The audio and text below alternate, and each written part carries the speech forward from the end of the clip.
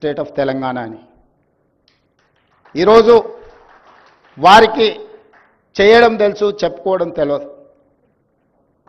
ఆయన తరఫున ఎవరు తెలంగాణ రాష్ట్రంలో ఆయన పోషించిన పాత్రను మన వాళ్ళు చెప్పలేదు, కానీ పక్క రాష్ట్రంలో ఉన్న ఉండవల్లి అరుణ్ కుమార్ చాలా స్పష్టంగా చెప్పింది తన పుస్తకంలో. ఎందుకంటే ఎఫెక్టెడ్ పార్టీ ఎప్పుడు గుర్తుపెట్టుకుంటుంది. జైపాల్ రెడ్డి గారు పోషించిన పాత్ర, తెలంగాణ రాష్ట్రం ఈరోజు కళ సాకారం అయింది ఏంటంటే 2014 జూన్ 2 తెలంగాణ రాష్ట్రం ఏర్పడ్డది అని అంటే జైపాల్ రెడ్డి గారి యొక్క పాత్ర. ఈరోజు రాజకీయాలు ఆనాడు వారు కాంగ్రెస్ని వీడినప్పుడు, కాంగ్రెస్ని విభేదించింది సిద్ధాంతం కోసమే.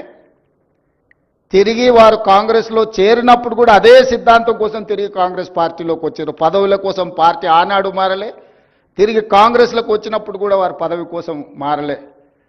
ఐడియాలజికల్ కమిట్మెంట్తో he has differed with Congress party, then he has joined in Congress party with only ideology. కానీ ఈరోజు పాలిటిక్స్, పెద్దలు చిన్నారెడ్డి గారు లాంటి వాళ్ళు ఇక్కడ ఉన్నారు, పాలిటిక్స్ అన్నీ కూడా స్విగ్గీ పాలిటిక్స్ అయిపోయినాయి.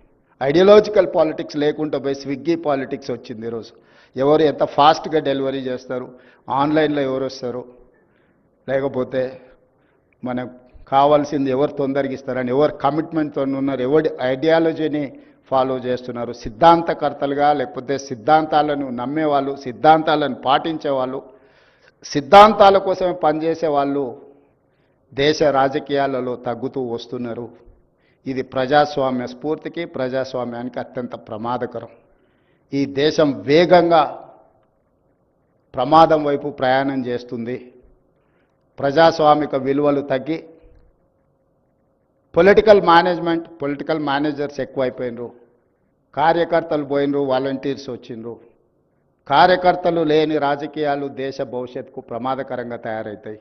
వాలంటీర్స్ వాళ్ళు ఎవరైనా, ఈవెంట్ మేనేజర్స్ ఎవరైనా, అవుట్సోర్సింగ్ ఎవరైనా, ఏ డ్రెస్ కావాలంటే ఆ సీజన్కి ఆ డ్రెస్ వేసుకొని ఆ పని చేసి వెళ్తారు. పాలిటిక్స్ కూడా ఈరోజు ఆ విధంగా మారుతున్న సందర్భం.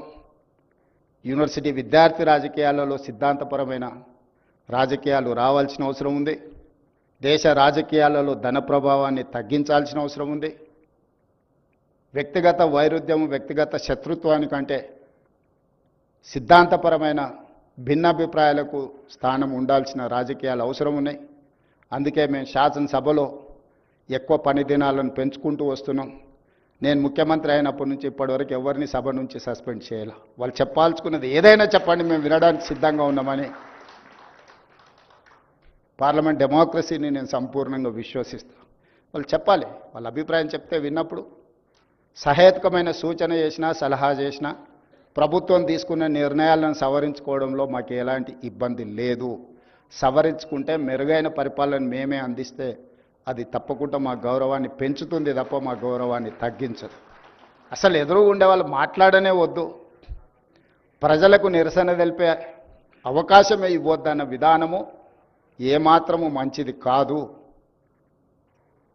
ఉద్యమం ద్వారానే తెలంగాణ సాధించడం చెప్పుకున్న వాళ్ళు ప్రజలకు ధర్నా చేసుకోవడానికి ధర్నా చౌక్ ఉండాలన్న పరిమితమైన జ్ఞానంతో పనిచేస్తే బాగుంటుంది.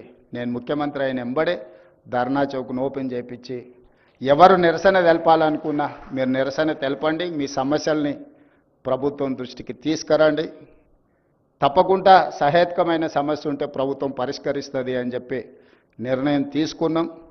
డెఫినెట్గా జైపాల్ రెడ్డి గారు